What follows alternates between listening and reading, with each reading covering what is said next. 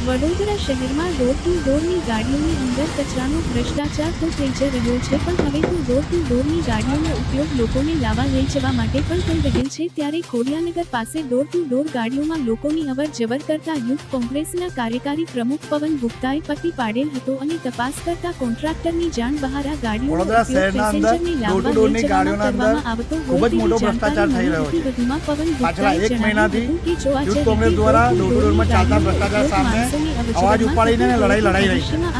વડોદરા શહેરના ખૂણા જુદા જુદા વિસ્તારોમાં જુદા જુદા ઝોનોના અંદર કચરાની ગાડીઓના અંદર ડ્રાઇવિંગ લાયસન્સ, આઈ કાર્ડ, થેલા લટકાઈને ફરવા, નંબર પ્લેટ વગરની ગાડીઓ લઈને ફરવી, મેન્ટેનન્સ વગરની ગાડીઓ લઈને ફરવી, આવા અલગ અલગ પ્રકારના ભ્રષ્ટાચારો તો પકડાયા જ છે। પણ આજે ડોર ટુ ડોરની ગાડીઓમાં એક નવો ભ્રષ્ટાચાર પકડાયો છે કે ડોર ટુ ડોરની ગાડી દ્વારા પેસેન્જરોને અવર જવર કરવાનું પણ કામ કરવામાં આવી રહ્યું છે। ત્યારે કોન્ટ્રાક્ટરોને જાણ નથી હોતી કે એમની ડોર ટુ ડોરની ગાડીઓ ક્યાં ફરી રહી છે, અધિકારીઓને જાણ નથી હોતી કે ડોર ટુ ડોરની ગાડીઓ ક્યાં ફરી રહી છે।